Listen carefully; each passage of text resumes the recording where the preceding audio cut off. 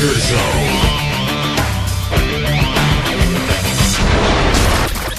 Good morning, good afternoon, good evening, and welcome back, ladies and gentlemen. I'm your host for the next 2 hours of amazing radio right here on TFRlive.com. And that's right, it's that time of day again for the Kev Baker Show. And it's usually roundabout now I say, what a show we have got lined up for you tonight. However, let me inform the listeners out there, if you've been tuning in for what I was calling our Person of Interest special, it's bad news, I'm afraid. You know, tonight we had big plans. We almost kept it very secret, cloak and dagger stuff the other night with myself and Tony. We didn't want to name tonight's guest ahead of the show just because they are actually a targeted individual themselves. And we were worried that it might bring some unnecessary or undue heat and attention onto them. Now, we've been working closely with Dr. Eric Karlstrom on this very topic, an absolutely amazing, groundbreaking series of shows that we've done with the doc. And a number of those shows we entitled the Tew Hypothesis. Now, we entitled it that because we were pulling all of the information from an amazing interview given by a former Department of Defense contractor called Brian Tew. Now, Brian was meant to join us tonight on the show. However, things haven't quite gone according to plan. We tried to connect with Brian just before the show there. And unfortunately, the first time we connected with him, the audio, it wasn't too bad. It wasn't quite of a quality I'd be happy bringing on the show. But I've got Anthony Patch here as well with anthonypatch.com. Tony, you were privy to hearing the few times that we did try to connect with Brian, and every time we tried to connect, wouldn't you agree that the connection just got worse and worse to the point where we couldn't even hear him? Yeah, it was not broadcast quality. And just to let the listeners know who may not be listening on iHeartRadio or some of our ground-based radio stations, we do have some broadcast standards with the network that we have to adhere to, and that's for your benefit. And we really do try to bring good broadcasting topics as well as clarity of the broadcast from a technical side. So our apologies to Brian and to the audience that we just aren't able to make it happen this evening. Absolutely, and I'll work behind the scenes. Hopefully I'll be able to get Brian, maybe pre-record something off air, kind of impromptu, spontaneous, so that there isn't any interference, or at least less interference. But, you know, this is something that happens when you go into this whole topic of targeted individuals. You're going to get kind of problems put in your way. And that's par for the course. This is what these people are dealing with on a day-to-day basis. And thanks to the work of people like Dr. Eric Karlstrom, we now know that this isn't just a handful of people who are making these claims. In fact, it affects millions of people around the world. And the doc the other night, I was quite startled when he said this, but it makes a lot of sense that 95% of those people who are actually on the list and are being targeted, they may not even be aware of it. So, unfortunately, we've had to cancel tonight's planned show, but never fear, Patch and Baker are here. And there's a whole lot more stuff for us to get into. But before we get anywhere, Tony, coming up this weekend, a big event, the 16th and the 17th, we've got the Full Spectrum Dominance Conference, don't we? And that's coming together nicely now. It really is. The doctors will be in the house this weekend for 16 hours, and this will be a live stream webinar. This will not be available in the live stream format on YouTube or Facebook. This is a webinar only. We're asking folks to go to anthonypatch.com to register. Tickets are $10 per day to cover our technology costs. We've put in huge hours to make this happen. We have some fantastic speakers. We'll talk about that later in the show. But thanks, Kev. Yes, we do have a great, first of its kind, Baker and Patch, the doctors are in the house, webinar conference, and there will be many more of these in the future. So get a taste of it this time. All new information, all tip of the spear, all based on biblical scripture, high technology, and the art of war, according to Sun Tzu. So quite a mixture, my friend. Absolutely. It's going to be absolutely amazing. And just like Doc Karlstrom's series of shows, I think this is going to be groundbreaking as well. And like Tony says, it's not going to be a one-off. Hopefully this will be the first of many. And, you know, tonight's show, we may well be winging it, but we do have plenty of stuff to talk to you about, including something called EMS, E-M, and then get this, myself and Mr. Patch, we're going back to where it all began. That's right. We were just two strangers who crossed eyes over the top of a particle accelerator. And tonight, Tony, we are going back to Geneva, to CERN, aren't we, sir? Well, I have a confession for the audience out there, for the 3 million plus that listen to us every evening, Kev, and that is, I slipped you an engagement ring at CERN. It's called the Large Hadron Collider. So those of you that have listened to us, you get the joke. It's a bad one, very poor. It's a ring-based particle accelerator, but that's our engagement ring. The two doctors are engaged at CERN. Of course, having heard that, everyone in the audience will be awake now as well. Awake. Pardon the fun, and we'll get into that as the show goes on. But Anthony, you sent me a little video clip before tonight's show, earlier on today, and it was to do with emulated machines. It was a TED Talk by a very kind of disturbed, crazy-looking doctor. And I'm going to hand this over to you, because this really was, I mean, this factors in with all the kind of stuff that we talk about, a lot of the same terminology. And, you know, I think it's quite important that the listeners hear this new term, EMS. Yes, this is very much tip of the spear information. And I actually was going to hold this for the conference, but we'll get into it more in the conference as well. We'll get into the deeper parts of this. But for tonight, we want to just give you an introduction to emulating human brains, EM for short. And as Kev said, this was presented in a TED Talk by Robin Hanson. Now, he is a futurist, if you will. He's an economist. He's a trend researcher. He kind of came across as having a flavor of Ray Kurzweil, didn't he, Kev? He was like Ray Kurzweil's kind of simple half-brother. It was just that. Yeah, he was pretty nervous, but the information was very different. It was a mix, and I've got notes, and we'll break this down, folks. But the idea here is that they are talking about a new version, and really not a replacement, but a new flavor. Let's make it simple. A new flavor to the sentient world simulation that we have so, I think, exponentially detailed on this program so often, the SWS. This is a further discussion, a further advancement in the nodes, the development of the nodes in the SWS. The nodes are you and me. There are over 7 billion nodes that are then given an avatar. Let's take it a step further beyond just saying an avatar. We are now talking about ourselves being represented as EMs, emulating the human brain. And we're going to lay it all out for you, as was presented in this TED Talk. But we're going to give you the backstory to it, because this poor individual, Robin Hanson, clearly was very nervous in his presentation. Kevin and I are going to show you what it was that he was not able to speak about at the TED conference. Go ahead. He was giggling kind of nervously every time he paused in between sentences. And, you know, we're calling these kind of emulated machines, emulated persons.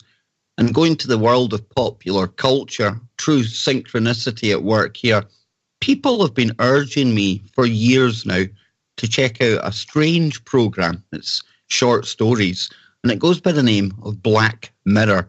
Now, this is a British TV series, but it kind of shows you dystopic short stories from the near future, focusing on things like our addiction to social media, all that kind of stuff.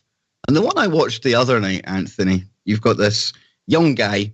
He's living in what can only be described as a shoebox-style room, the kind that the UN put forward in their Agenda 21 kind of stuff. And all around this room are TV screens. And you, in this digital world that exists on the TV screens, you've got an avatar, just like you have in the sentient world simulation. As opposed to them being called emulated persons or emulated machines, though, in this representation of the very near future, what they do is they call your avatar your doppel, obviously making kind of use of the doppelganger term there.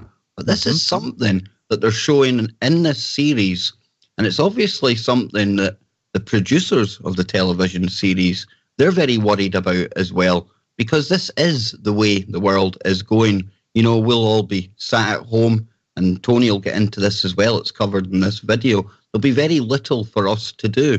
However, it'll all be about our doppel, or our node, our emulated machine, Tony.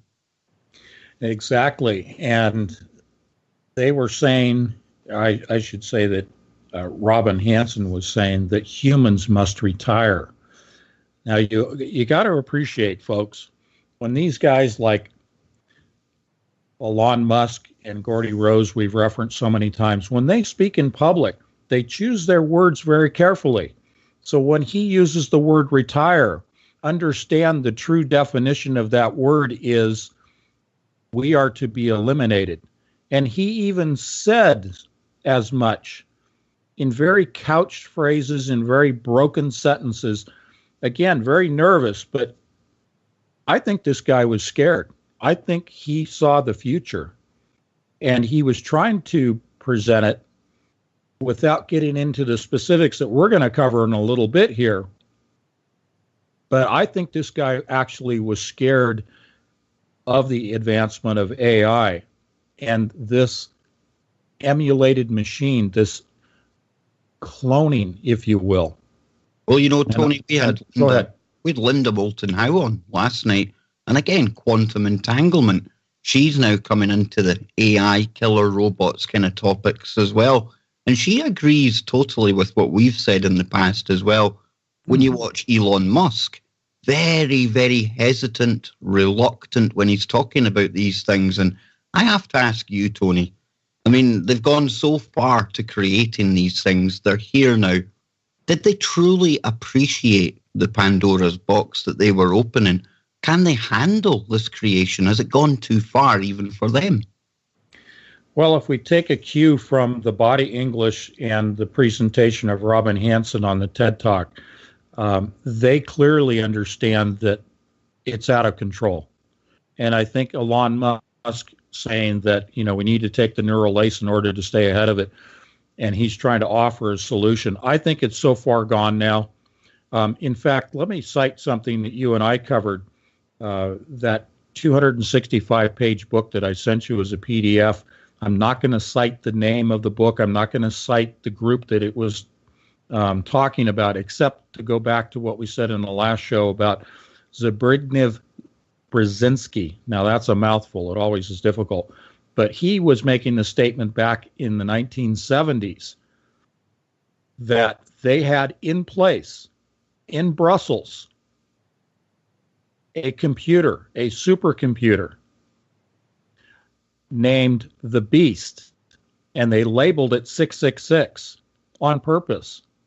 And that this computer had the ability back in the 70s to track every single person on the planet.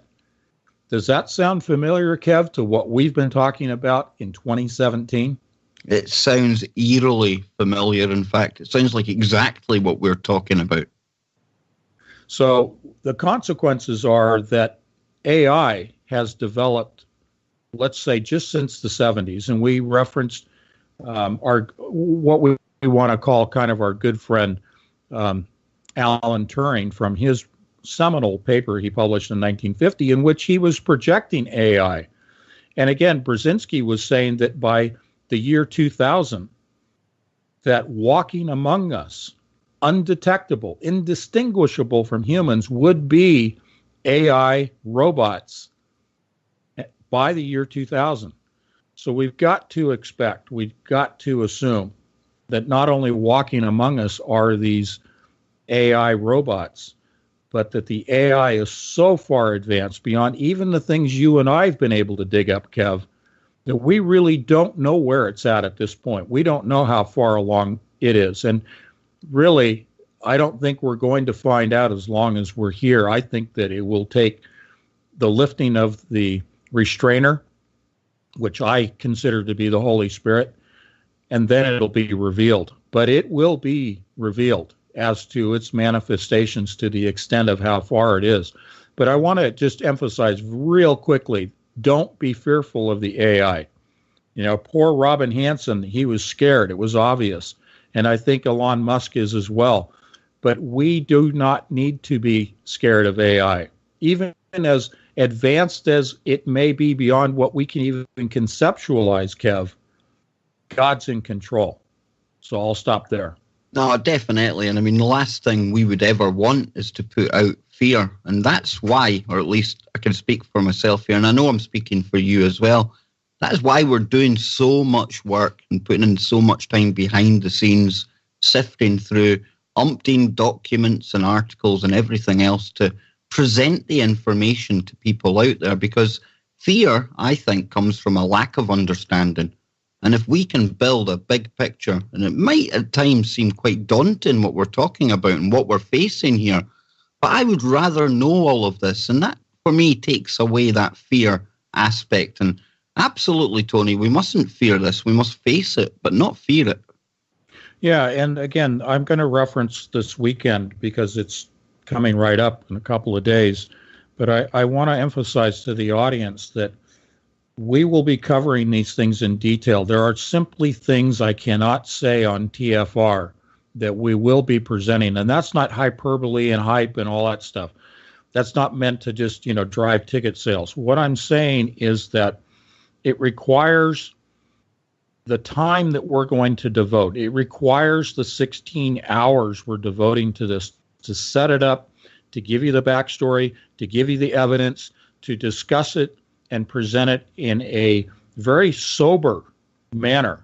This is not fluff and hype and, circus clowns and the carnival barkers, like you'll find with a lot of other conference live stream events. What I'm saying is, when we talk about AI and we talk about the Holy Spirit, we are going to go into the specifics of what we can do to counter AI. Now, that's saying a lot, considering how much technology is behind AI and all the things that we've gone into so much time outlining the exact functional details of AI. But we're going to show you this weekend how you counter AI. And guess who's going to be listening? Guess who's going to be the biggest occupier of the audience, Kev? Just take a wild stab at whose ears are going to be listening the most out there. Well, probably the security services and people like that, Tony. Oh, yeah. We've already been looking at the back end of this, so to speak. We've been looking at what's going on, and not just the ticket sales. We've been looking at other indicators, and we clearly have the intelligence community sitting on the edge of their seat to see and hear what it is that we're going to present. Again, that's not hype. I'm telling you, folks, the Holy Spirit, not because we're prophets, but the Holy Spirit has shown us information that has never been presented in public. It is tip of the spear, and we are going to release this information. And the guys that are on the dark evil side of this, they want to know what we know. I'm looking at this weekend, Tony, this protection that you're talking about against us, and kind of play with the words here, but it's almost as if Tony and everyone else speaking is going to patch your firewall against this AI, because it is to do with the firewall. That's going to come up when we spoke about that before. But like Anthony says, this is going to be all new stuff. Not even I know what people like Kathleen Urquhart are going to go into. I'm absolutely dying to hear what's going to unfold there on the Sunday. But this is really essential information. We talk about prepping for disasters, all that kind of practical stuff. Well, now it's the personal prepping as well. How many guests, aside from Tony, have I had on this show here who have testified that we are in the midst of a spiritual war? And to fight spiritual war, you need the tools. You need to be able to know what you're doing. And that's why we'll be patching up everyone's firewall at the weekend, Tony. I like that. I'm on fire tonight after that other night with Doc Karlstrom. I don't know what happened there, but tonight we're firing on all cylinders. I think it's because we're going back to CERN later in the show. We will. After the break, we got about 5 minutes. We're going to talk about CERN and the latest of what's going on. I've had lots of people asking me, what's the latest and greatest? So we'll get into that. But real quickly, I want to just toss out another thing about this EMs. And I've got a lot of notes on it. And that is the emulations. They are going to reproduce, not you and me, in the highest levels of these functional emulations of the brain. And it's a branching off. It's a duplication of us. If you want to call it cloning, that's fine. But we're talking about the duplication of our representations, our emulations of ourselves and our brains into literally hundreds of fragmentations. But it's not you and me.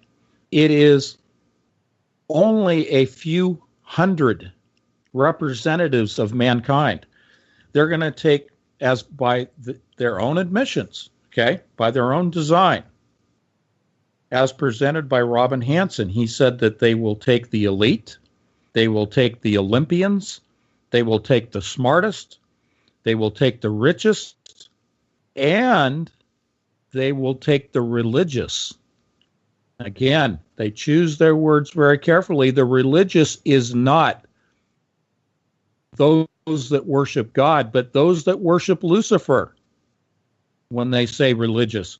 But only a few hundred representatives of what I would consider what they would otherwise call the cream of the crop will be involved in these higher levels of the reproduction, the cloning of the brain into multiples of the same person. And here's the insidious part of this scenario.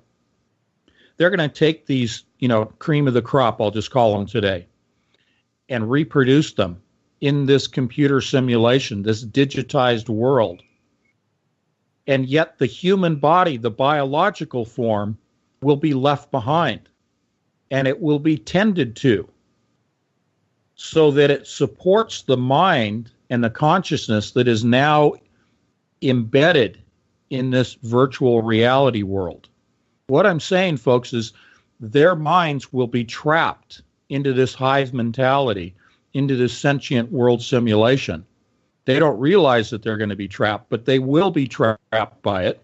It is a prison that they're entering into, although they don't see it that way.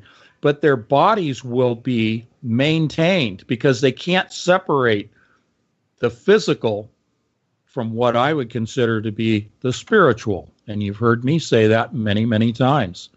So picture the bodies being warehoused and supported and taken care of so as to take care of the consciousness, the spirit that is in the machine that has been duplicated out to 200 and 300 copies that are all functioning simultaneously. They've all been delegated different tasks, and they say it's all for the purpose of increasing the productivity of individuals. But that's only for the cream of the crop. The rest of us will be left as the serf class. And it's almost like the Matrix when you said it that way there, Tony, the way they're warehousing the bodies, because they are. They'll just be kind of useless pieces of meat, however, still required for that conscious aspect. And when I was young growing up and this kind of topic would come up, this would usually be sci-fi stuff, digitizing your kind of consciousness, your personality, uploading it into a machine. But here they are, openly and fearfully talking about it at a TED Talk. And it ties in with all the information that we've been presenting to you for the past few years. You could not make this up. Now we're we're going to the break, but real quick. Well, I'll pick it up on the other side. There we go. We'll be back in 3 short moments, folks. We're just getting warmed up here. And be back. Hopefully Johnny whistles later. Stay tuned. We'll be right back. This is the Kev Baker Show. Welcome back, everyone. I'm your host, Kev Baker. Tonight I'm joined by my good friend, fellow co-host, special guest, whatever you are, on a Monday and Wednesday. Tony, what is your specific role? Are you co-host, special guest, featured artist, entangled particle? I'm very special. Very special. I'm a special ops guy. Tip of the spear stuff, yeah. You got it, baby. That's where I stole it from. Now, before we launch back into this, folks, and before I forget, our good friend Lucky will be joined by Brooks Agnew right after tonight's Kev Baker Show, and they're going to be rejoined by James Webb. Now, he's returning to give an update on the nursing home crisis in hurricane-affected areas. So please stay tuned for that. And to round off the KBS week tomorrow, she is back. That's right. Our girl from the valley, Nano Girl, will be here tomorrow, not for 1 hour, but for 2 hours. And I know so many listeners who've got in touch with me, wondering when that show is, wondering how Nano's been. She will be here tomorrow. She can fill you in on all of the details. I can't wait. I know you can't wait out there. It's going to be brilliant. And for all the whistles cult out there as well. You know, he's got so many followers, Anthony, and all the local listeners. Johnny could get a cup of coffee at anyone's door. He really could. He goes out and gives the personal touch. But hopefully Johnny will be with us tonight. And there's nothing kind of nefarious going on, no fallings out. John's got a new job. Myself and Anthony are totally delighted for him. Because, you know, when you've no work, it gets a lot of pressure, no money coming in. And to see Johnny now, big smile on his face, out working, enjoying it, that means the world to me. And any time we do get with John, well, that's a bonus, right? And before the break, Anthony, I had to cut you off because you were about to share one of your very wise thoughts, and we'll pick up there and then we'll get right back into these emulated machines / emulated persons. Well, thanks, Kev. I don't know how wise it is. I just wanted to kind of put into context the fact that this topic was even brought out into the public arena at a TED Talk. I mean, typically TED Talks, they're very supportive of technology and where it's going and what it can do for humanity. And they try to flavor it and code it as being benevolent. And yet here you have a gentleman who is out openly presenting this emulation machine, these EMs, these clones of our brains, as something that we should be afraid of. He was not, supportive of this movement, of this direction.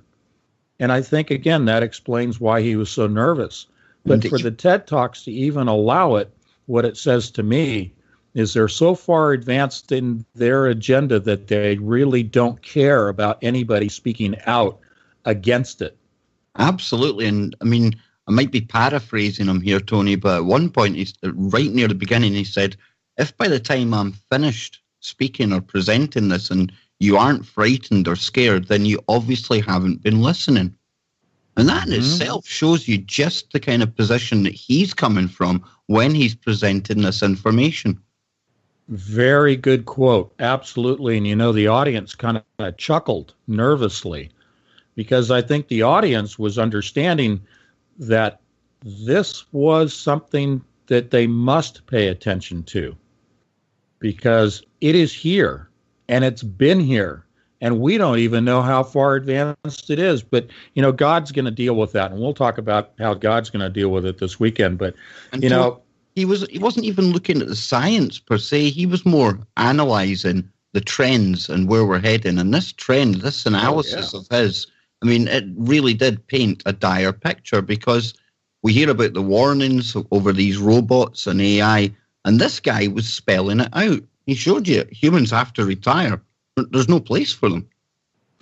Yeah, and again, he puts it in the context of if you are branching out, if your brain is splitting off into these branches of different activities, different things that you're tasking yourself to do in order to accelerate your productivity, because you can do multiple things simultaneously.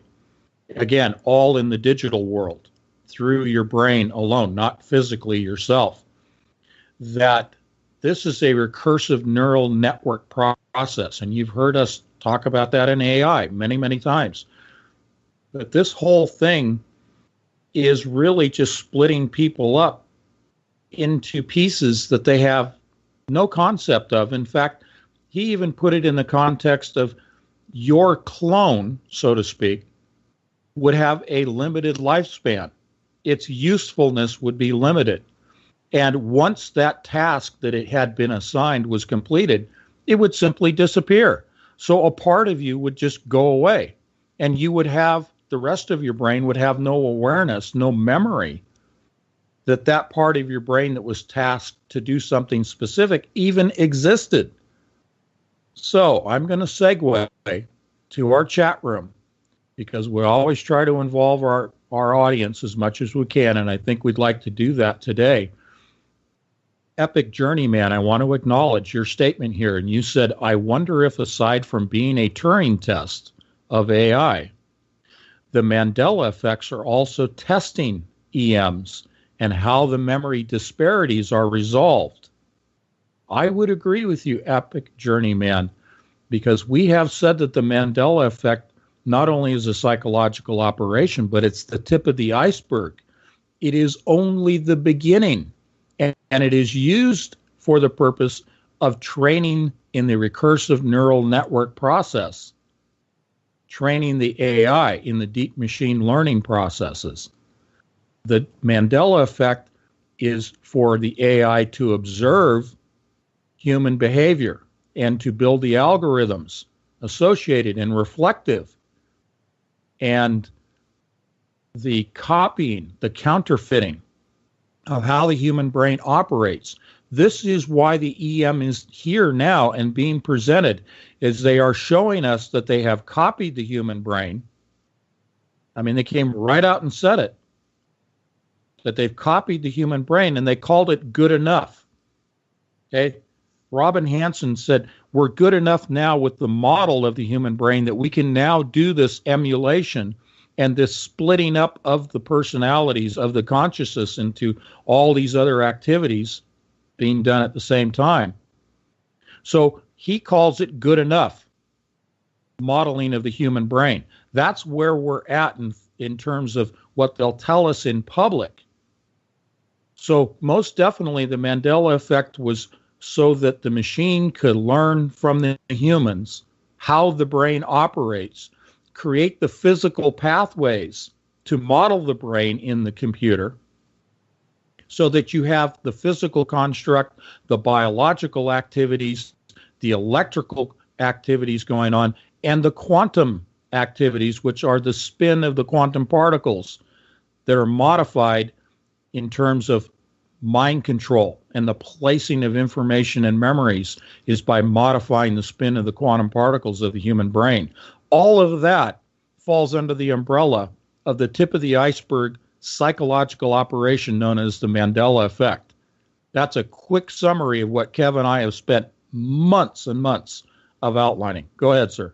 And you know, when you listen to Hansen, he's talking about this, the fact that they've had to understand what each and every molecule in the brain does. And he's talking about our neurons. And what he's talking about is exactly what we've been talking about here. Their spins, their interactions. And of course, then they build those models again in the computer. And he's saying, well, it's good enough. He already said that they've had to look at every single neuron, Tony. They've well modeled this brain. They've replicated it. They did. And so let's take it as a segue over to some of the hidden information that Mr. Hansen was not able to present. But I can tell by just the direction he was speaking to that he's aware of what I'm just about to tell you, that he, I think, was scared to even hint at. Okay, so there's your big buildup, Kev.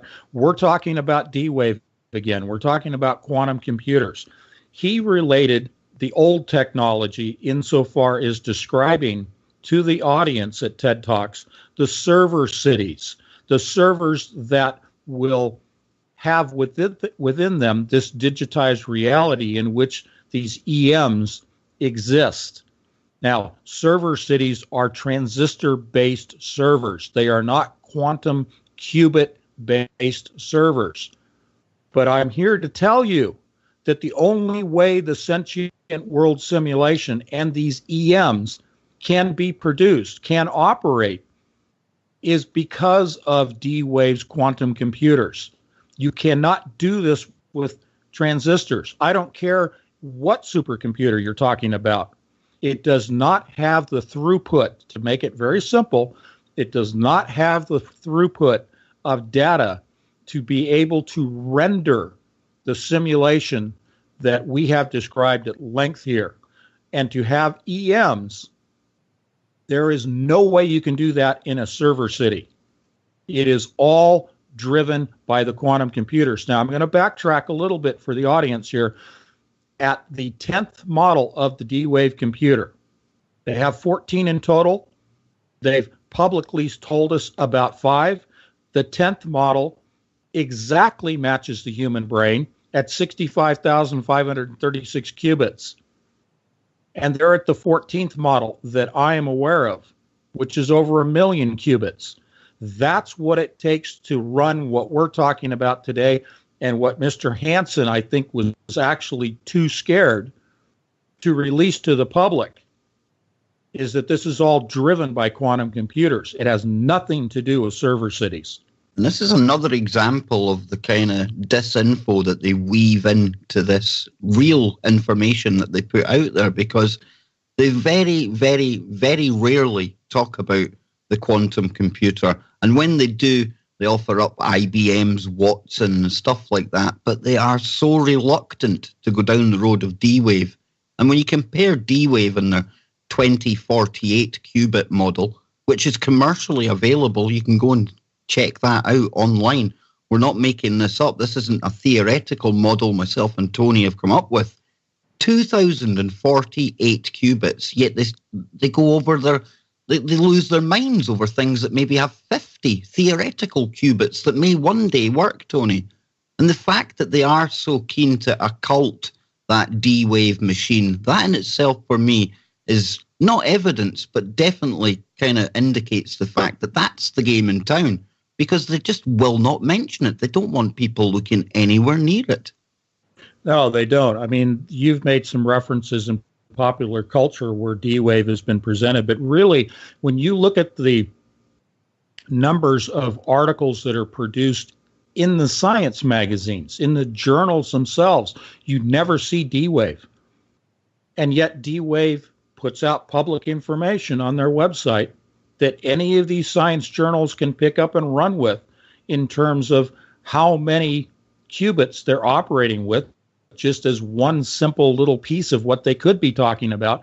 And you very, very, very seldom ever see any articles about D-Wave's level of quantum computer capabilities. You're exactly right. They talk about Watson and IBM, and they talk about the guys in Britain that are making, macro scale qubits that are like Legos, that they click together. That's all well and good, but it has nothing to do with how far advanced quantum computing actually is, and thereby default how far advanced the AI actually is when it has over 1 million qubits. And so people should go and research what qubits are capable of doing, and then you'll understand the absolute paradigm shift in terms of modifying and revising our reality. The name of my third book, Revising Reality, how our reality is already changed and where they're trying to shove mankind into a revised reality consisting of nothing more than qubit processors. It's exactly where we're going, folks. And, like you said, Tony, the chat room, epic journey, man, they're coming up with the Mandela effect and figuring it into what we just listened to with the Hansen presentation. That's a perfect way of putting it. And of course, they would have to understand how the memory works and what better way to do it than something like that? And I'm sure there's a lot more aspects to the psychological operation that is the Mandela effect that we haven't even stumbled across yet. Yeah, that's for sure. And let me describe kind of what this world is like inside the sentient world simulation. Let's talk, Kev, and I'm going to let you pick it up from here because you know more about this than I do. But DMT, the drug DMT, that is what we're talking about here, folks, is that these are individuals, I called them the cream of the crop because those are the models they want to use for these EMs, and they are splitting their personalities up. And all of these personalities, all these emulations are communicating with entities. Kev, go ahead and maybe I'm putting you on the spot because we've never really talked about DMT, you and I. But share with people your perspective of the entities that people interact with when they use DMT. Well, you've got DMT and you've got ayahuasca as well. I mean, our Chris and Cherie Geo, they would be the ones to bring on here. And most of the stuff I know about this probably comes from them. But long story short, you basically go into an alternative reality, maybe another dimension where these beings exist. Sometimes they're aliens, sometimes you get fairies, sometimes you get trolls, you get a whole host of these fantastical creatures and entities, and they impart information with the person who is in that realm at that time. And you know, Tony, we've talked about the Burning Man a lot and the rituals that go on there, and it's a lot of the real cream of the crop that go to something like Burning Man from Silicon Valley. And these people are definitely practicing this kind of stuff, not just at the Burning Man, but in general as well. So you have to really wonder where this information has come from in the first place. That is true. And as I have presented to you and the audience, that they are communicating with fallen angels and they're communicating with demonic entities. DMT, folks, is not something that you want to play around with. You talk about a gateway drug. That opens your mind up to possession by demonic entities. Okay? There's no sidestepping and dancing around that. That's the blunt truth of it. This is exactly what they're doing with D-Wave's computers. We've talked about how it communicates by their own admission with thousands upon thousands of parallel dimensions, and they grab and they bring back resources into this reality, and they revise the reality through quantum pollution, some of which manifests as the Mandela effect. But what I'm giving to you is that they have taken what they've learned through the chemical process of DMT and also LSD and ayahuasca, and they have literally reproduced the same process digitally using quantum computers. They are communicating and in contact with and placing these human EMs into contact with literally evil spirits. I mean, let's just put it out there. I'm not trying to be fanciful. I'm not trying to be fearful.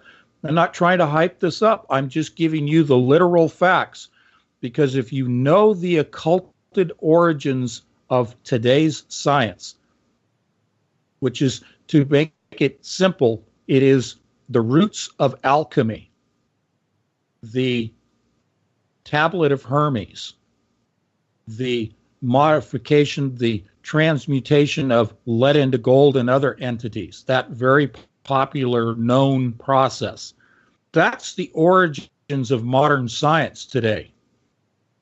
So if the modern science has its roots, as do the D-Wave quantum computers, in communicating with fallen angels and mystical practices, black magic, quite literally black magic, then what kind of reality are they creating digitally for your emulation to exist in? It is a world comprised of demons. It's as simple as that, Kev. And you know, Tony, you've mentioned in the past people like the mathematician John Nash. There's the other Asian guy who neither of us can pronounce his name. We can look at Tesla as well. And all of these people, they claim to have been in kind of contact with other entities as well. So would you say these are the same entities as the ones that they're communicating via D-Wave with? Absolutely. Absolutely. The ones that have been around since the fall of mankind in the Garden of Eden. Absolutely the same entities. Yes, there are stratifications and levels of these entities, but the point is, let's just call them fallen angels because we can make it simple.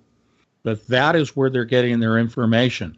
So when you look at the things like genetic modification and human longevity and immortality, that's not of God. The opening of the abyss, and we're going to talk about CERN after the break. If you are talking about opening the doorway to the abyss, that you're going to open a door to another dimension, which is their own words, that's not from God. If you're talking about utilizing the weaponry that comes out of CERN, because these quite literally are kinetic energy and directed energy weapons that are being built at CERN for Armageddon, for the purpose in their minds of believing that they can kill God and his angels. That doesn't come from God, obviously. This is all about Luciferian worship. This is all about Saturn. This is all about the black sun. This goes back into Egypt and further. There's nothing new under the sun. All of this has been repeated and repeated through the eons. We only have a more elaborate manifestation of the black arts in the form of modern technology.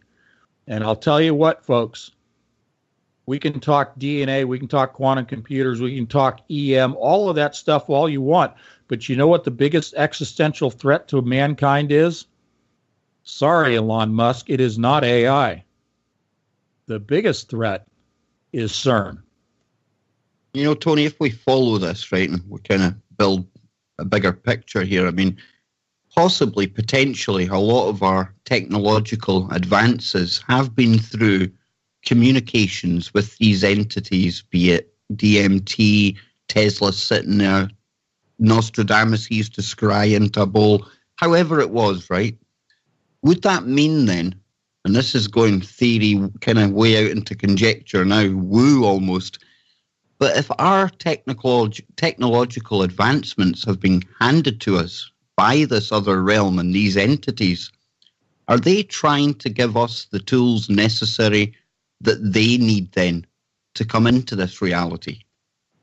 Yes, and you hit it right on the head, my friend. They need all of these tools in order to take over what God created. They're counterfeiting God's structure, and it's all being allowed by God, by the way. This is all part of his plan. It's a plan of judgment. These are tools of judgment. This is judgment against people who are turning away from God. So therefore, they are being allowed to build their own tools, their own weapons of judgment, which will be turned upon themselves. Time after time in Scripture, you see where God has turned the enemy, the armies of them against one another, brother against brother. And yet, like with Job and Ezekiel and other people, they're standing there on a battlefield and there's maybe 100 of them, and they're facing an army of 10,000. I'm paraphrasing. And they're wondering how in the world they're going to survive through the night. And God comes along and turns the enemy against each other, and they kill each other. This happens at Armageddon as well. What these people don't understand is they've fallen for the lie. All of the technology is derived from the dark side. There's nothing benevolent about any of it. And their goal is to open the doorway to the abyss with CERN. Once that doorway is open, and it will be according to Revelation 9, then this reality goes away. So there's a clear choice here. You can either go to the dark, or you can go to the light. There is no gray area. If you choose to go to the dark, you will be imprisoned here. You will be facing what comes out of the abyss. And that's the resurrection of the dead. That's where CERN plays the role, and the DNA modification and the quantum computers that control both the DNA modification and the opening of the abyss, all of those three major components in science are for the resurrection of the dead, and you do not want to be here when the dead arrives, including the chimera, including the genetically modified beasts of old, which will be resurrected. Giants, Nephilim, chimera, the mixing of man's DNA with animal DNA. Strictly. We're going to the break here real quick. I'm just telling you, people, I am not a fearmonger. I'm just giving you the straight facts. We are in the last days. CERN will open the door. It's all in Revelation 9. It will happen. When? I don't know. I'm not telling you I'm a prophet. I'm simply telling you this is the evidence we're presenting this weekend on Saturday to show you evil in its full manifestations. And if you cannot see the evidence for what it is, that it is derived from Lucifer, then you truly do not have the eyes to see and the ears to hear, as it says in Scripture, and therefore you are doomed. Get with the program. We are almost on the break, and before we get there, Epic Journeyman, you are on fire tonight, because it says here all of the lost tomes of ancient magic and the spells of summoning can be reconstructed, decrypted by quantum computing. Well, I'm going to prove that you don't even need a quantum computer to do that after the break. Stay tuned, folks. We're on it tonight. This is the Ken Baker Show.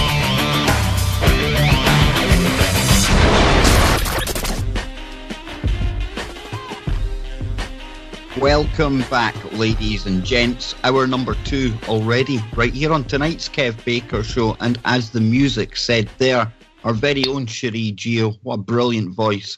The New World Order is going down, and it starts right here at tfrlive.com.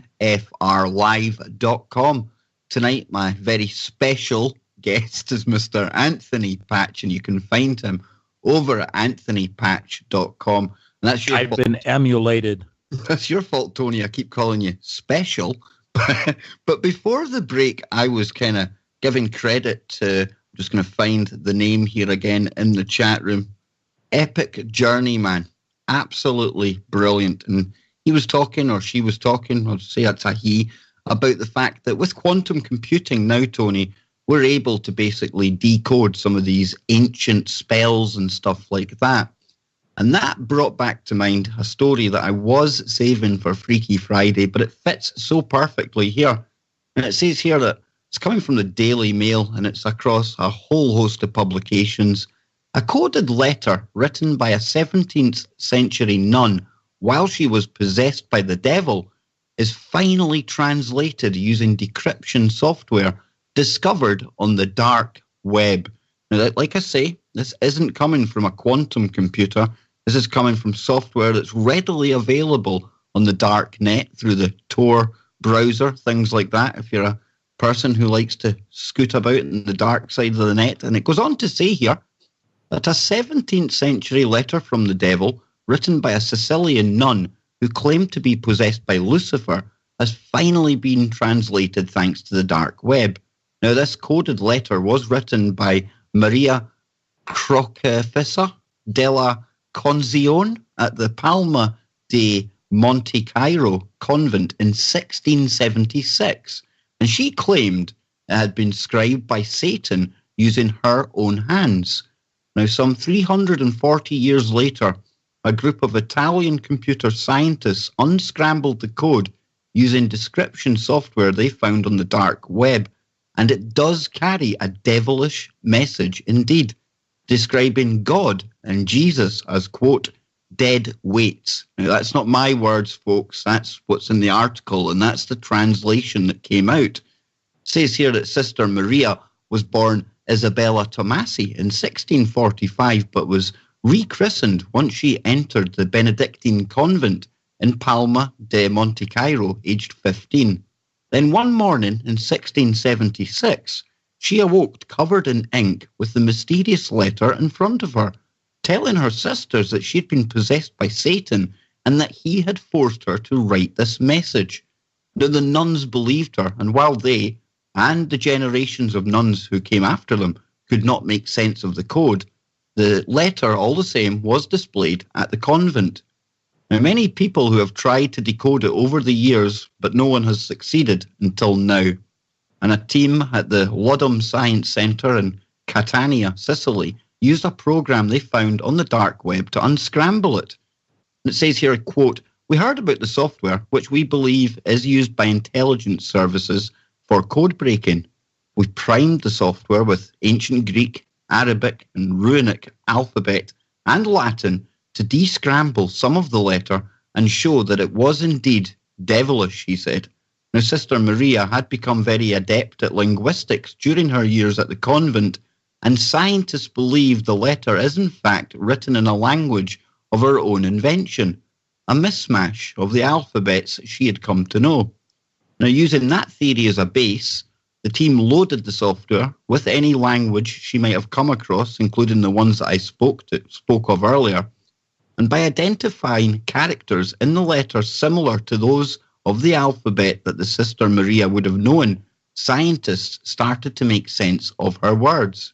And the group translated 15 lines of the letter and found that it discussed the relationship between humans, God, and Satan. They say the letter is rambling and not entirely consistent and understandable. This supports the theory held by many modern scientists that, rather than being possessed by the devil, Sister Maria may have suffered schizophrenia or a bipolar disorder. Now, it describes God, Jesus, and the Holy Spirit, like I say, as dead weights, and goes on to say that God thinks he can free mortals. It also says that God was invented by man, adding that this system works for no one. Another sentence reads, "Perhaps now Styx is certain," referencing the river Styx that separates the earth and the underworld in Greek and Roman mythology. And I put it to you, Tony, and all of the listeners out there as well, that this person probably wasn't bipolar or didn't have any kind of mental kind of issues, schizophrenia, anything like that. And this potentially is, Anthony, a message from the other side. Yeah, a lot of what the psychiatric profession, I use that word very loosely, wants to assign as mental illness really is possession. And oftentimes people can be healed, so to speak, from that mental illness by the casting out, the exorcisms that take place. But yeah, it definitely sounds like she was possessed. If there is something that she, in a mishmash, as they say, wrote and then was capable of being decrypted, then that is, that's akin to automatic writing. That's akin to possession and writing under possession. I would venture to say that the decoding is interesting in the standpoint of, I'll go back to CERN again. Revelation 9 says that the angel was cast from heaven and he was given the key to the bottomless pit. You've heard me talk about the defining, the description of the key to the bottomless pit as being a code that has to be decrypted. So again, it does not surprise me that what she wrote was a coded message. We go back to the discussions of Dee and Kelly and Crowley. They all wrote in code. That was the whole process, the whole system of the alphabetic and numeric system of language in communicating with the fallen angels, because they all communicated in code. That goes back to D-Wave. D-Wave is a decoding machine. It is built upon Shor's algorithm of 2048 and 4096. Those algorithms are the basis of RSA encryption of communications. So it is all about encryption and decoding. Go ahead, sir.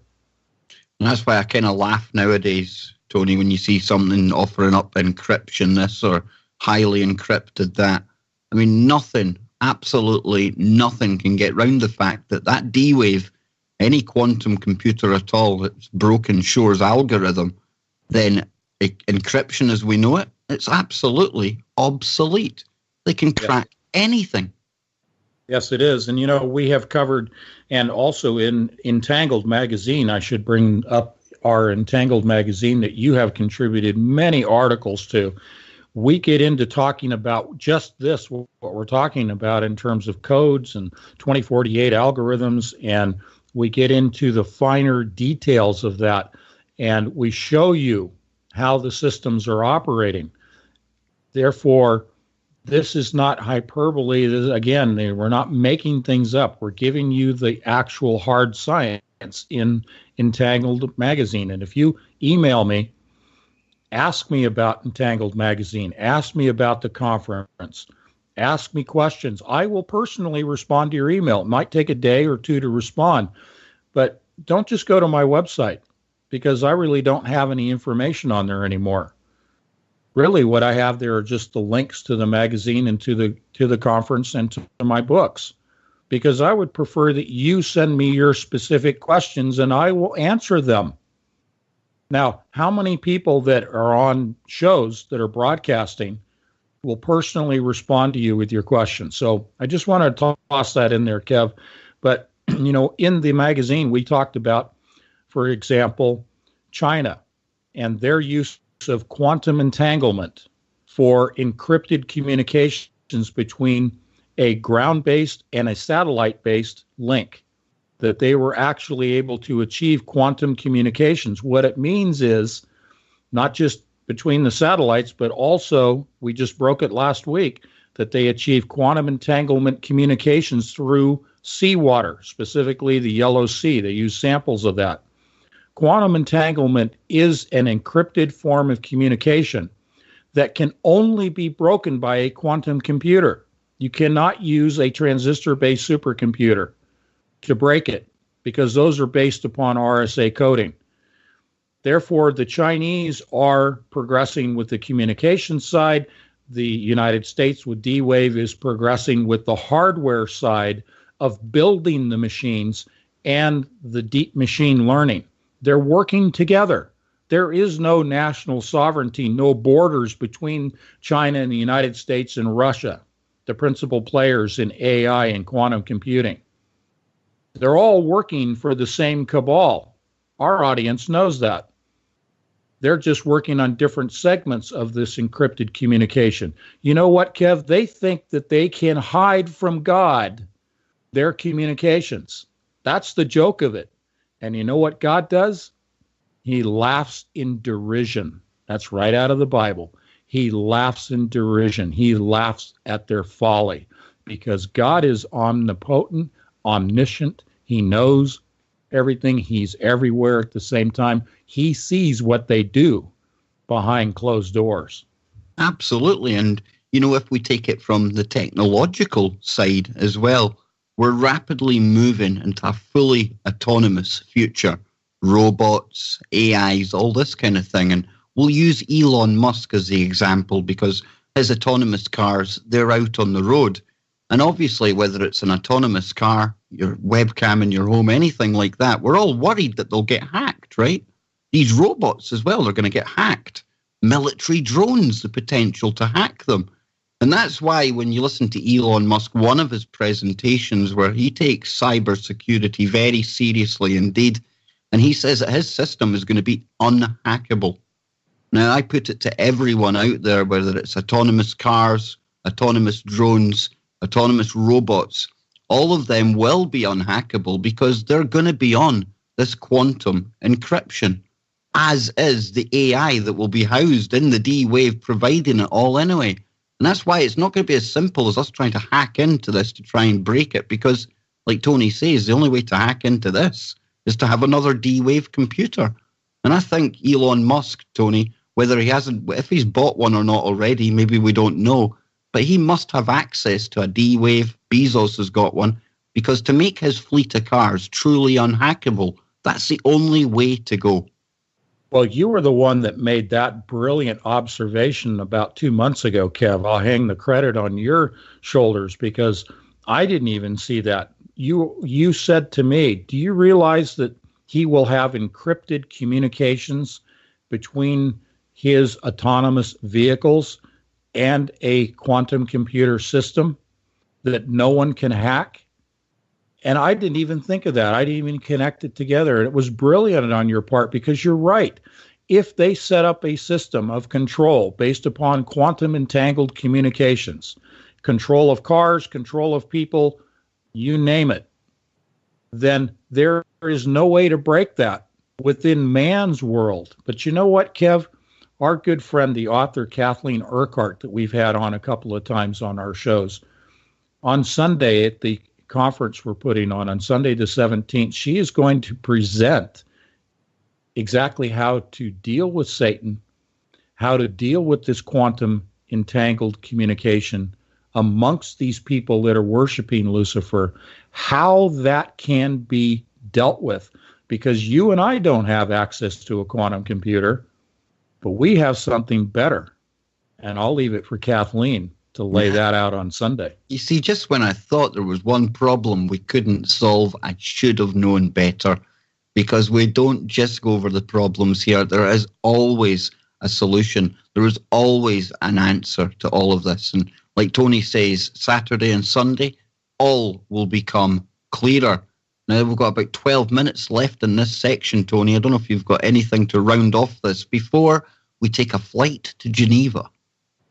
Oh, yes. Well, I wonder if Alon and Gordy and Eric are going to join us in Geneva, as we've so often extended the cordial invitation to those gentlemen, and I use that word very loosely, folks, to join us at CERN and have just a nice gentlemanly talk. We would love to have a conversation with these guys, because Gordy Rose was so nice to present Kevin, myself, to Tech Vancouver last month, making fun of the Mandela effect, but had yours truly presented as a photograph of a beautiful piece of artwork that Kev did to promote the show. And Gordy Rose put it up on the screen right over his shoulder for everybody to see. Not that I'm that handsome, okay? But he was making fun of us. I expected him, Kev, to take out the darts and start throwing them at the screen at my face. You know what was more disturbing than that is the fact that he disclosed that people sometimes send him pajamas as fan mail. What's that all about? Certainly haven't. I won't touch that one. No, but the fact that, I mean, it still strikes me to this day. There he is in front of his peers, people on a par with him. He's presenting his very latest cutting-edge company called Kindred AI. Yet he took time out of all the things he could have spoken about, to pay homage to Mr. Patch and Freaky Friday for our Mandela Effect presentation. Now, that in itself is very, very telling. I don't care what anyone says. The fact he took time out to do that, that tells me, it speaks volumes, Tony. It really does. It does. And, you know, I'm happy to be the target, quite literally, the target of their derision. And they can make fun of me all day long, but it just shows that we've hit some very sensitive points. It's kind of like going to the dentist. Ooh, that one twinges when he hits that nerve. And I think we hit a few nerves, and we continue to do that. And we do that on purpose because we are prodding the lion.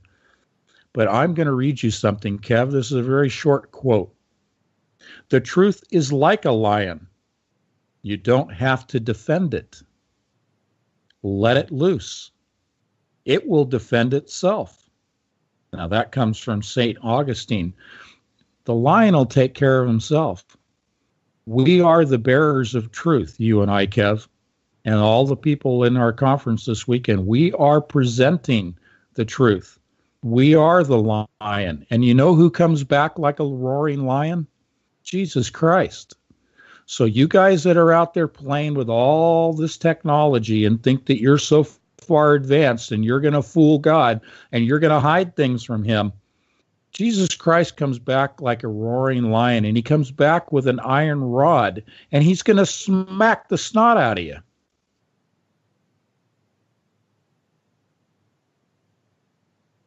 Kev? I didn't know if you were finished there, Tony. I thought you were setting yourself up for one of your another amazing monologue there. But no, when you first told me that quote, I was blown away by it. And it's so true, because the truth does defend itself. I mean, you don't have to make excuses and explain it. The truth is the truth. And it's like a lion. You send it out there and it will. It'll just defend itself. I love that quote, Tony.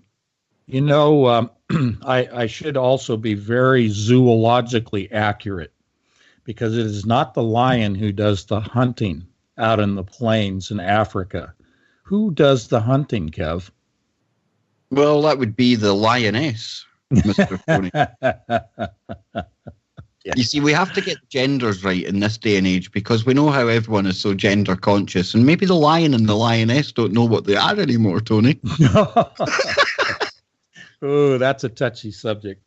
Yes, indeed. It really is. But you know, talking about truth before we go on, I mean, I felt compelled to take to Facebook today, because we try and pride ourselves in the fact that, I mean, Tony, we sometimes pride, an unintentional pun now. But we do try as best we can to put the truth out there, or at least as we interpret it from their own writings. Now, that's not to say that we always get it right, but I can tell you one thing for a fact on behalf of myself, Tony, and Johnny Whistles, he may not be here. We would never, not ever, put out any information just for the sake of it, and especially not just for sensationalism or hype. You know, we might not get a tenth of the attention that some people do out there that are doing similar work to ourselves, but at least we let the truth stand out there and defend itself, because the truth is the truth. However, some people are telling us now that Hurricane Irma is returning to the Gulf of Mexico. Now, I'm sorry. I am sorry. But I have not spent one day in meteorological college studying the weather. However, I can tell you for a fact there is no possible scientific way that Hurricane Irma is going to hook round and reform and come back and hit the Gulf of Mexico, because as far as I'm aware, Tony, hurricanes don't form over land. No, they do not. Now, maybe they're playing with HARP. Okay, maybe. Okay, weather modification. We should have Dane Wigington on the show with us, because he's going to be speaking also this weekend. Maybe he can address it this weekend in the conference from geoengineeringwatch.org. Here's the deal. Yeah, I agree with you. Hurricanes draw their energy from high temperature water, 80, 85, 90-degree water. That's the only way they draw their energy. And as we saw, just as it, progresses over land, it loses its energy. So how can it form over land? How can it reform over land? Maybe it will be a significant storm, but it's not going to be a tropical depression, because the tropics don't exist in the middle of the United States. And now that we've got that one out of the way, Tony, but the reason we brought that up is for anyone out there who may have caught that, and there's been maybe close to 200,000 people who have watched this now. I mean, we just want to take any fear out of the situation, because like I was saying to you before the show, Tony, yeah, I get it wrong a lot of the time when I go into conjecture and speculation, but I would never knowingly put out something like that when there's people directly affected. And imagine somebody right now who may not have a good grasp of what happens. They've just started looking at all the YouTube videos about the weather because they've been affected by one of these hurricanes, and now they get hit with the information that it's coming back again. Exactly. It's almost criminal. It is almost criminal. But of course, there's a proportion of society, and there's a part within us all. It's a strange kind of trait that we have, some more than others, that we like fear. It's almost as if, I don't know, Tony, we're attracted to it. People love to watch that kind of thing. And to hell with the actual science and the veracity of what they've been told, as long as it's kind of fearful. Yeah, I think that there is a sadist element out there in the world of YouTube land, as I call it, that like to see these kinds of fearful stories that are put out to grow in viewership, to push it up, because they get a sick thrill out of seeing a outright lie be boosted up into the thousands of views, because somehow they feel like they've been empowered by it, that it's titillating to them. And that is sick. And I believe that that's what's driving this. It has nothing really to do with people that are misinformed or low information individuals. I really think it's that you said it before the show. I believe you're accurate when you portray this audience that's driving these videos to hundreds of thousands of views to be in a form of a cult. I think it is a cult. I think that's probably the best way to describe it because, you know, if you offer up any kind of alternative argument or counter kind of conversation, then you're immediately attacked. And it's just the message of the person that they follow. That's the gospel. If they've said it, it's true. And to hell with anyone else who may criticize them or come up with some kind of opposing and truthful fact.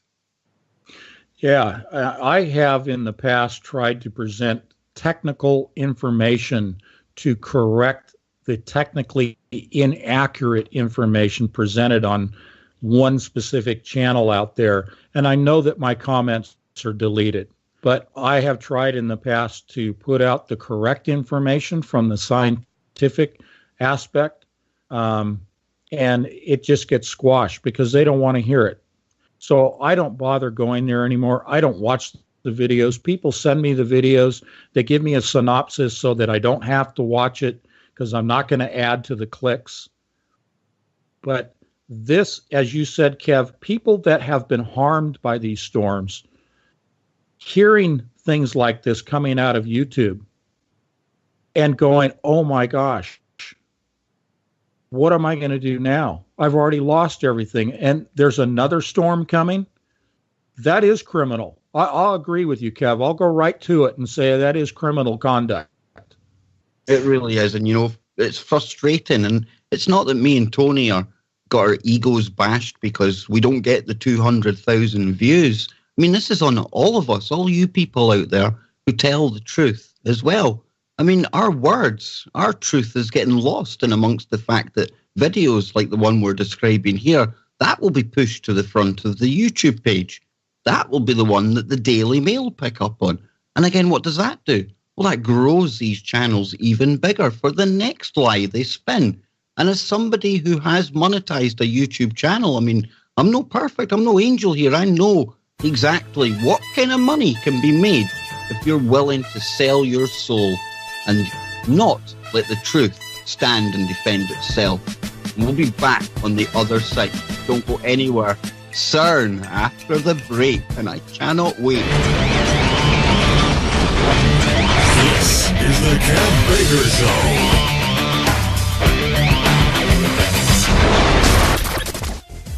Here we go, folks. We are back. We are live, and we're moving already into the last part of tonight's show. But luckily, you're tuned in to tfrlive.com, and it certainly does not end when we hang up the mics, because our sister Lucky and Dr. Brooks Agnew, they will be along with Quantum Connections after the break.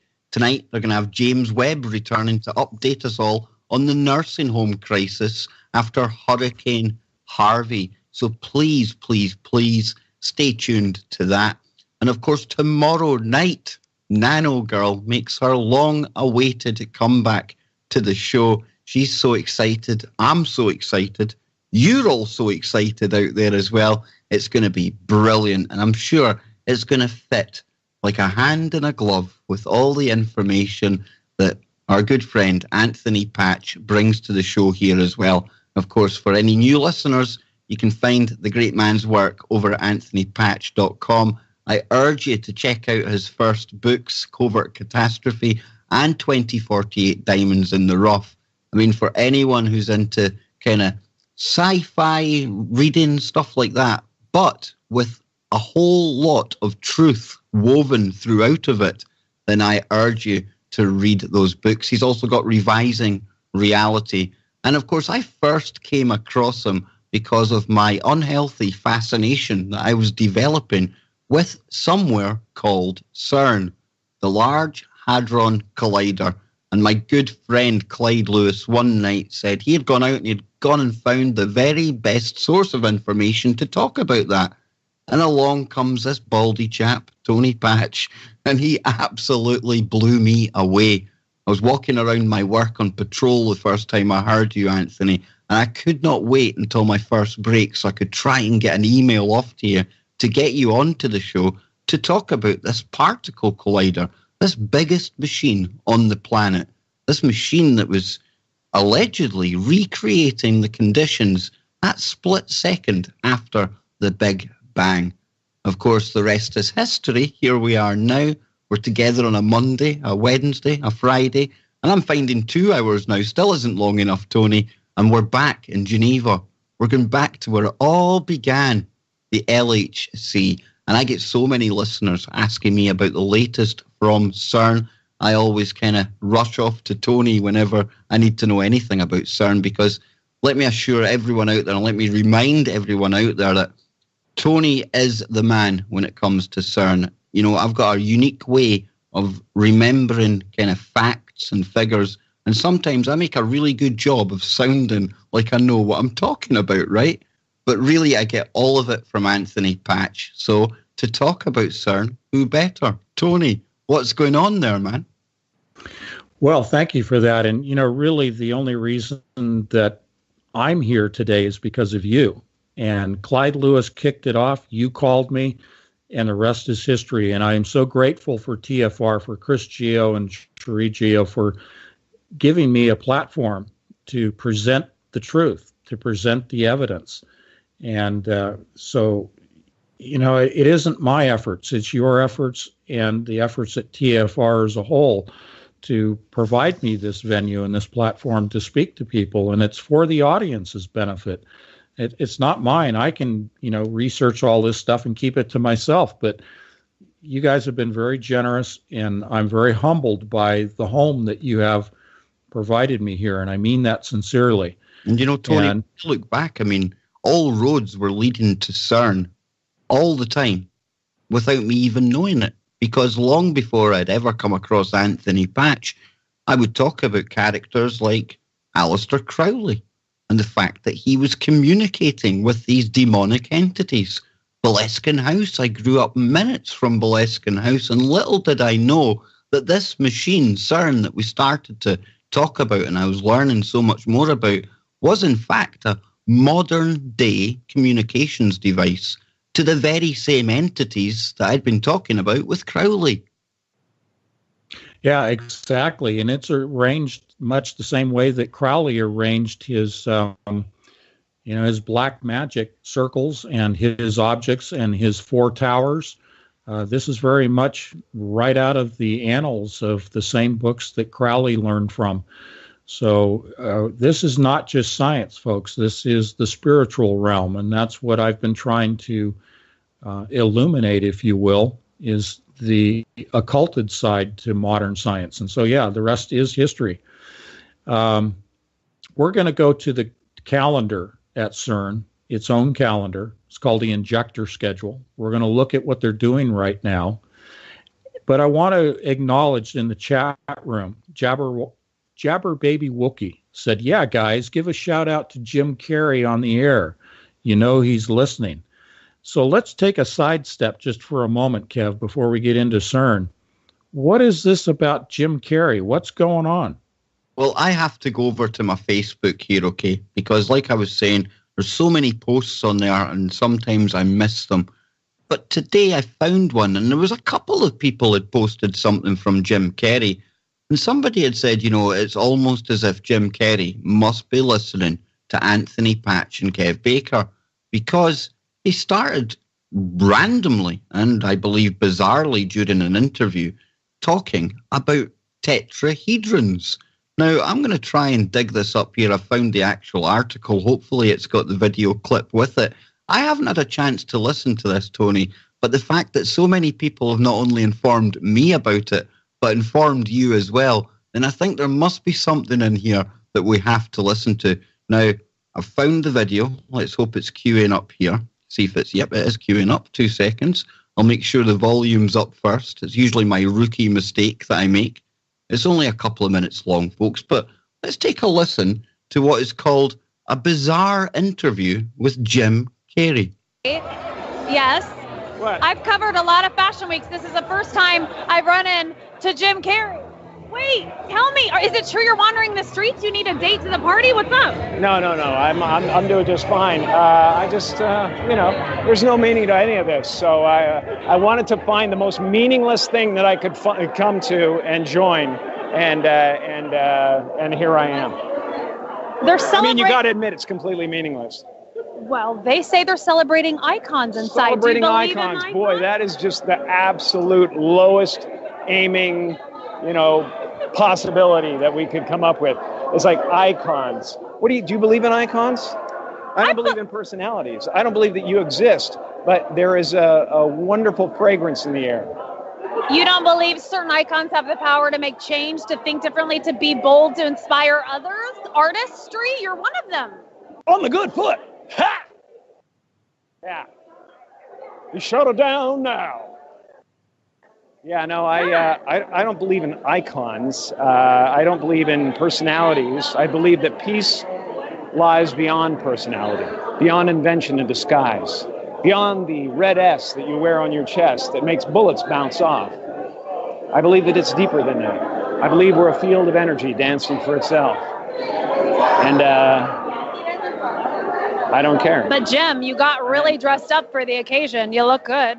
No, I didn't. Was that an get dressed accident? up. I didn't get dressed up. Who did? There is no me. There's no you. No. We're not here. This is a dream? There's just things happening. And there are clusters of tetrahedrons moving around together. Okay. Yeah. So what's happening in our world right now? Because there is a lot of news that actually is relevant that's not that Here's uplifting. the thing. It's not our world. None That's of this the is key. real? Nope.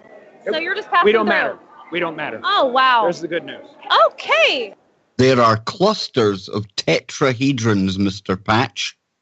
Wow. I think he has been listening to us. Now, I would take that perhaps he's speaking from the New Age side, not from the God, not from the Jesus side. But God created the universe utilizing the geometry of tetrahedrons. Now, understand, and you know this, Kev, I'm just saying to the audience, understand that Satan takes everything of God, including the tetrahedral arrangement of quantum particles that comprise the universe. He takes everything and turns it upside down. He counterfeits everything. He cannot create anything, but he manipulates what God has created. So I don't know Jim Carrey personally. I certainly hope he's talking about tetrahedrons from a spiritual side related to God and Jesus Christ and the Holy Spirit, and not from the New Age side. I don't want to put words in his mouth, but I'm glad he brought up the tetrahedron, because that is God's construct at the quantum scale. You know, when you see celebrities speaking the way Jim is, he seems a bit erratic there, a bit off his head, but, you know, possibly this is him finally waking up. And I hate using that term, but to be in that Hollywood kind of scene, oh, the darkness, the energies that exist there. And one can only imagine some of the stories that Jim Carrey's probably accumulated over the years. And, you know, maybe, just maybe, he's sick of it all, had enough. And, you know, if we could have more celebrities speaking out, maybe not quite as randomly as Jim there, but just snapping out of that programming, the programming that they put forth to the masses, much like David Heavener has, then just think how much better a world we may be living in. But Tony, Jim Carrey, will need to keep an eye on him, probably send some positive vibes and prayers his way. Let's invite him. Invite him out. Let's put it out there. Jim, if you're listening to the Kev Baker Show, and this is Anthony Patch just kind of hanging out with Kev Baker, we would love to have you on the show. Okay? And you did a movie about a character, a lawyer, an attorney who had to speak the truth. Come on the show. Talk about the truth. Come on as a lion. Let us know what you know. We love you, man. Jim Carrey, formal invitation to the Kev Baker Show. Well, while you've done that, I've been keeping this one under my hat because it's not gone anywhere just yet, right? But I've put out the initial feelers out there to get a true Hollywood legend onto the show. I am not saying any word of a lie. There's no hype about this, but the fact you've done this here, Tony, I wasn't going to say anything until I got even a response saying no. But no, I'm not going to give the name away. But trust me, this is somebody that everyone will have heard of. I'll share it with you after the show, Anthony. You'll be blown away, but you've got to aim for the top. And, we are rising, not just as a show, but as a network. And why shouldn't we ask the very best and biggest names on to this new alternative rising media? Because maybe people like Jim has seen the writing on the wall for Hollywood, just like David Heavener has as well. And maybe these people are looking for alternative places where they can come and they can truly have a voice. Somewhere where there's no handler to put the blocks on them, Tony. They can just say exactly what they think without fear of any retribution. Yeah, I mean, Jim Carrey, like even Elon Musk and Gordy Rose and Eric Ladozinski and all these other guys, they're human beings. They all have souls. Do you know, we're going to tell you something again on Sunday that is earth-shaking about people that you would consider to be lost, to be so gone. Let me just say this. There's something that Satan fears about God's creation, fears about mankind. And I'm not going to say it today because it needs to be presented in the proper context. But there's something that we're going to reveal that absolutely scares Satan to his core about mankind. So, Jim, you're a human being with a soul. We would love to have you come on the show. We would love to talk to you. I would like to present to you the gospel. I would like to help save your soul if it needs to be saved, if you haven't already turned to Jesus Christ. I would love to have you come on and just have an open man-to-man conversation with us about what's going on and what you know and what you see and what you meant about the tetrahedron as well. The movie, thank you, Bomar in chat, is Liar, Liar. That was a great movie. It was very funny.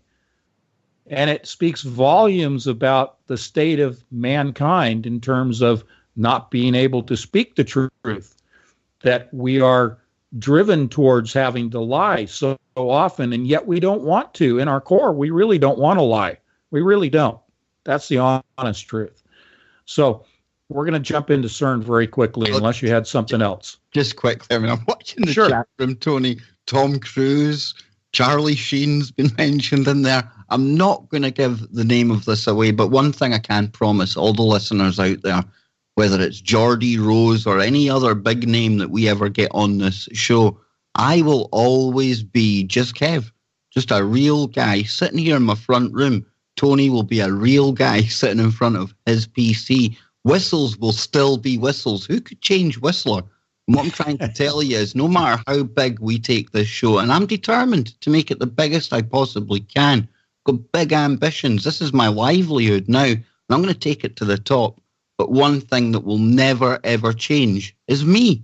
I'll always just be that host that you've always seemed to come back and listen to. Same with Tony, same with Anthony, and same with any of the shows on this network as well. Whether it's the Kev Baker Show, the Anthony Pat Show, Lucky, Chris and Cherie, whoever is that show that takes that giant leap into the next kind of level, I will support them wholeheartedly. And I know that the TFR family, we would always, always remain the same. So Tony, I know who the guest is. Come on, take a guess. Come on. Okay, we're quantum entangled, Kev, so I know what you're thinking, right? Uh-oh, here it comes. Drum roll. It's Joe Bag of Donuts. How did you guess, man? It's uncanny how you do this, Tony. And he is just a general Joe Bag of Donuts, but trust me, folks, fingers crossed. And even if it falls through, okay, and it doesn't happen, I will tell you who I tried to get, just to give you an indication of the level we're aiming at. So, Tony, let's take aim at Switzerland right now, Geneva. And you know how much I love the CERN. Is there anything going on right now that we need to be aware of? Any big highlights, big ceremonies, big events coming up that's on their calendar? The answer is no, but I have to qualify that. There may be people out there in YouTube land, I haven't looked, but they're putting up graphs and talking power and collisions and whatever probably, but there's nothing going on right now. They're in what is called machine development. Okay, that started on the 13th of September. They're not circulating beams for the purpose of collision. They're doing things such as calibration. They may be spinning beams, particles, accelerating particles, but there are no collisions going on. So it is all about calibrating the machine, getting ready for the linear accelerator, Awake, in October. They will begin the North Area development, the machine development 4 of the Large Hadron Collider on the 23rd of October, moving right into bringing the beams online with Awake, the linear accelerator, which has the capability of accelerating particles in a 10-meter tube, 10-meter acceleration plasma wake field, 1,000-fold over what the 17-kilometer main ring is capable of doing. Awake will be running at full power beginning the 28th of October and running through until the 11th of December.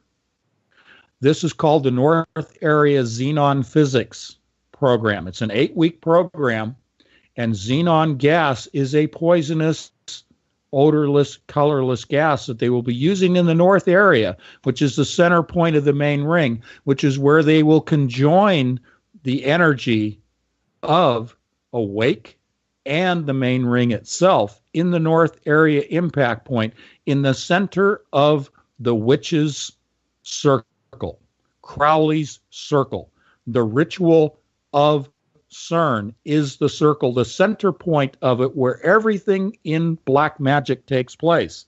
They will be concentrating the energies of the two accelerators, the ring-based and the linear accelerator known as Awake. And they choose the name Awake for a specific reason. It's not just a clever acronym. It is about raising of the dead, the resurrection of ancient DNA in the form of digitized, sequenced DNA using the 4 main detectors arrayed around in the ring of the LHC as magnetic resonance imaging devices, MRI machines, just like in the hospital. These are multi-tonned, 3-story tall magnetic resonant imaging devices utilized for the control of digitized sequenced DNA, the reassembling of it for the purpose of then using the detectors as biological bioprinters to raise the dead.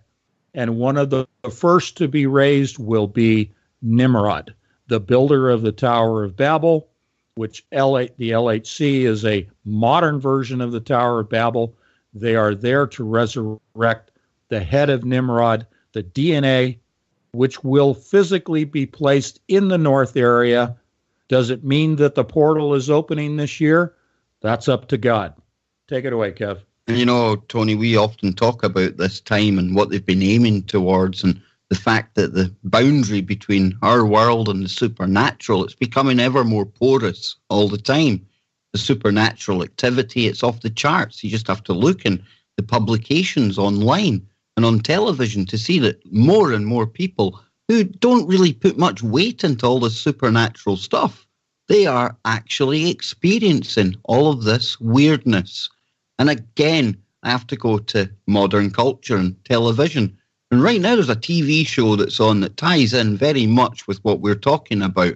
And it's not to do with CERN or technology or anything like that, but this is a show called Midnight Texas. Now, there's supernaturals in this show. It's humans with abilities. And what they're talking about, Tony, is the fact that we are now so close to that veil being lifted, where that supernatural world and this world all become one. And this at the same time as we're talking about in the real world, the desire and the actions taken by this priesthood within science and the global elites to achieve that very same thing. Talk about predictive programming, man.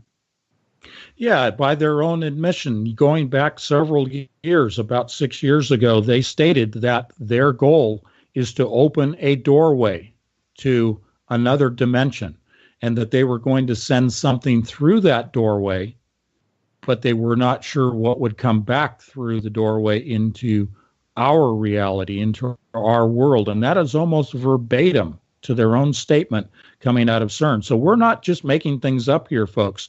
And if you think I'm making this up about the head of Osiris, which was a demigod, which more specifically in human form was Nimrod, then you just need to do your studying. You need to look into ancient Egyptian history to understand what I'm talking about. You need to look at the Sumerian and Babylonian writings. This is not hyperbole, as I always say. This is not made up.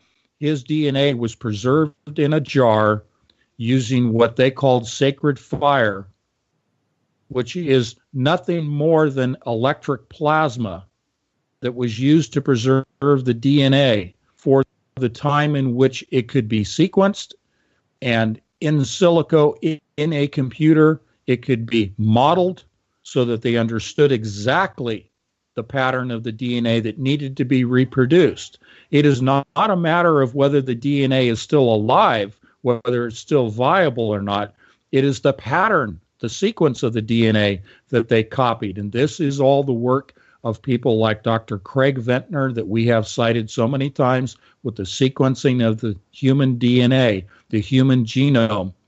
The purpose of all of that DNA research is exactly focused at the north area of the Large Hadron Collider for the resurrection of the dead when they open this doorway that they openly talk about, which is the doorway to the abyss, Revelation 9. The key to the bottomless pit is the interdimensional communications device called the D-Wave quantum computers, which they themselves have openly said that they communicate with parallel dimensions, that they're already communicating and opening doorways to, and that will be used at CERN to open the main doorway to the abyss, raise the dead, and use everything I just said to resurrect the dead. You do not want to be here when that happens. Tony, when you get onto the topic of CERN and things like this, I could just sit back, smoke a cigar if I was in better health, obviously, and listen to you, because we have all learned so much from a science and kind of spiritual side of CERN as well, thanks to Anthony Patch. No sensationalism, no hyping, just the truth and the science behind that machine, and using their own words to paint a picture of just what exactly it is that they're trying to achieve there. Now, we're almost out of time, and Tony, I cannot thank you enough for continuing to work with myself, Whistles, and sharing all of this information with the audience. The conference this weekend on the 16th and 17th, that's going to take things to the next level again. Check out details of that over at anthonypatch.com. And tomorrow night on the Kev Baker Show, it's going to be a kind of family affair because I've got my sister coming back, Nano Girl, that's right. So made up that she's coming on tomorrow night. But not only that, my mum is coming down from Inverness to visit me in Glasgow tomorrow. She won't be on the show, but she will be sitting here in person listening to it live, as opposed to sitting at home right now where you are, Mum. Love you very much. I hope you have a great bus journey down here.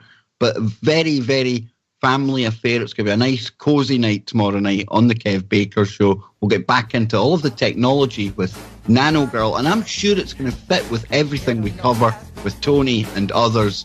And until then, wherever you are, make it TFR. And don't forget, coming up right after the break, Lucky and Dr. Brooks Agnew, Quantum Connections. Over to you, Tony. God bless you, Mom. Big shout out to Kev's mom. And as Whistles would say, Denny, touch that dial. This is the Kev Baker Show.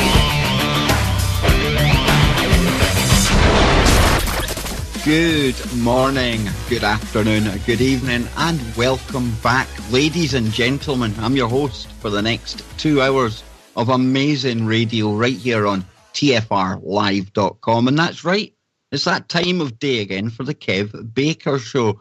And it's usually roundabout now I say, what a show we have got lined up for you tonight. However, let me inform the listeners out there, if you've been tuning in for what I was calling our Person of Interest special, it's bad news, I'm afraid. You know, tonight we had big plans. We almost kept it very secret, cloak and dagger stuff the other night with myself and Tony. We didn't want to name tonight's guest ahead of the show just because they are actually a targeted individual themselves. And we were worried that it might bring some unnecessary or undue heat and attention onto them. Now, we've been working closely with Dr. Eric Karlstrom on this very topic. An absolutely amazing, groundbreaking series of shows that we've done with the doc. And a number of those shows we entitled the Tew Hypothesis. Now, we entitled it that because we were pulling all of the information from an amazing interview given by a former Department of Defense contractor called Brian Tew. Now, Brian was meant to join us tonight on the show. However, things haven't quite gone according to plan. We tried to connect with Brian just before the show there. And unfortunately, the first time we connected with him, the audio, it wasn't too bad. It wasn't quite of a quality I'd be happy bringing on the show. But I've got Anthony Patch here as well with anthonypatch.com. Tony, you were privy to hearing the few times that we did try to connect with Brian. And every time we tried to connect, wouldn't you agree that the connection just got worse and worse to the point where we couldn't even hear him? Yeah, it was not broadcast quality. And just to let the listeners know who may not be listening on iHeartRadio or some of our ground-based radio stations, we do have some broadcast standards with the network that we have to adhere to, and that's for your benefit. And we really do try to bring good broadcasting topics as well as clarity of the broadcast from a technical side. So our apologies to Brian and to the audience that we just aren't able to make it happen this evening. Absolutely. And I'll work behind the scenes. Hopefully I'll be able to get Brian, maybe pre-record something off air, kind of impromptu, spontaneous, so that there isn't any interference, or at least less interference. But, you know, this is something that happens when you go into this whole topic of targeted individuals. You're going to get kind of problems put in your way. And that's par for the course. This is what these people are dealing with on a day-to-day basis. And thanks to the work of people like Dr. Eric Karlstrom, we now know that this isn't just a handful of people who are making these claims. In fact, it affects millions of people around the world.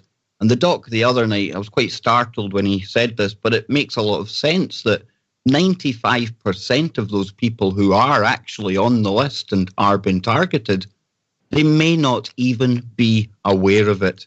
So, unfortunately, we've had to cancel tonight's planned show, but never fear, Patch and Baker are here.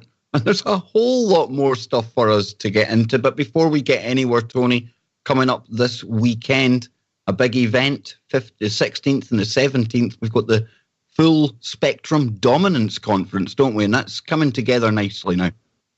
It really is. The doctors will be in the house this weekend for 16 hours, and this will be a live stream webinar. This will not be available in the live stream format on YouTube or Facebook. This is a webinar only. We're asking folks to go to anthonypatch.com to register. Tickets are $10 per day to cover our technology costs. We've put in huge hours to make this happen. We have some fantastic speakers. We'll talk about that later in the show. But thanks, Kev. Yes, we do have a great, first of its kind, Baker and Patch. The doctors are in the house webinar conference, and there will be many more of these in the future. So get a taste of it this time. All new information, all tip of the spear, all based on biblical scripture, high technology, and the art of war, according to Sun Tzu. So quite a mixture, my friend. Absolutely. It's going to be absolutely amazing. And just like Doc Karlstrom's series of shows, I think this is going to be groundbreaking as well. And like Tony says, it's not going to be a one-off. Hopefully this will be the first of many And tonight's show, we may well be winging it, but we do have plenty of stuff to talk to you about, including something called EMS, E-M, and then, get this, myself and Mr. Patch, we're going back to where it all began. That's right. We were just two strangers who crossed eyes over the top of a particle accelerator. And tonight, Tony, we are going back to Geneva, to CERN, aren't we, sir? Well, I have a confession for the audience out there, for the 3 million plus that listen to us every evening, Kev, and that is, I slipped you an engagement ring at CERN. It's called the Large Hadron Collider. So those of you that have listened to us, you get the joke. It's a bad one, very poor. It's a ring-based particle accelerator, but that's our engagement ring. The two doctors are engaged at CERN. Of course, having heard that, everyone in the audience will be awake now as well. Awake. Pardon fun, and we'll get into that as the show goes on. But Anthony, you sent me a little video clip before tonight's show, earlier on today, and it was to do with emulated machines. It was a TED Talk by a very kind of disturbed, crazy-looking doctor. And I'm going to hand this over to you because this really was, this factors in with all the kind of stuff that we talk about, a lot of the same terminology. And, I think it's quite important that the listeners hear this new term, EMS. Computer had the ability back in the 70s to track every single person on the planet. Does that sound familiar, Kev, to what we've been talking about in 2017? It sounds eerily familiar. In fact, it sounds like exactly what we're talking about. So the consequences are that AI has developed, let's say, just since the 70s, and we referenced what we want to call kind of our good friend Alan Turing from his seminal paper he published in 1950, in which he was projecting AI. And again, Brzezinski was saying that by the year 2000, that walking among us, undetectable, indistinguishable from humans, would be AI robots by the year 2000.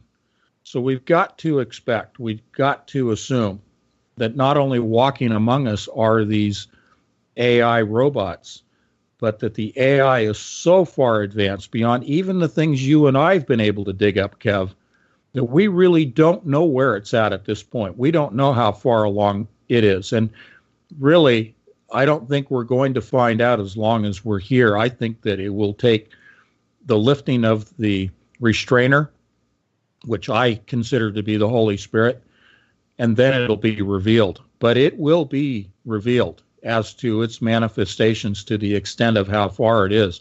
But I want to just emphasize real quickly, don't be fearful of the AI. Poor Robin Hanson, he was scared. It was obvious. And I think Elon Musk is as well. But we do not need to be scared of AI. Even as advanced as it may be beyond what we can even conceptualize, Kev, God's in control. So I'll stop there. No, definitely. And the last thing we would ever want is to put out fear. And that's why, or at least I can speak for myself here, and I know I'm speaking for you as well. That is why we're doing so much work and putting in so much time behind the scenes, sifting through umpteen documents and articles and everything else to present the information to people out there, because fear, I think, comes from a lack of understanding. And if we can build a big picture, and it might at times seem quite daunting what we're talking about and what we're facing here, but I would rather know all of this. And that, for me, takes away that fear aspect. And absolutely, Tony, we mustn't fear this. We must face it, but not fear it. Yeah, and again, I'm going to reference this weekend because it's coming right up in a couple of days.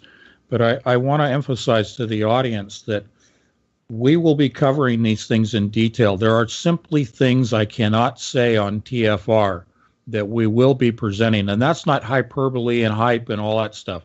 That's not meant to just, drive ticket sales. What I'm saying is that it requires the time that we're going to devote. It requires the 16 hours we're devoting to this, to set it up, to give you the backstory, to give you the evidence, to discuss it and present it in a very sober manner. This is not fluff and hype and, circus clowns and the carnival barkers. Yes, this is very much tip of the spear information. And I actually was going to hold this for the conference, but we'll get into it more in the conference as well. We'll get into the deeper parts of this. But for tonight, we want to just give you an introduction to emulating human brains, EM for short. And as Kev said, this was presented in a TED Talk by Robin Hanson.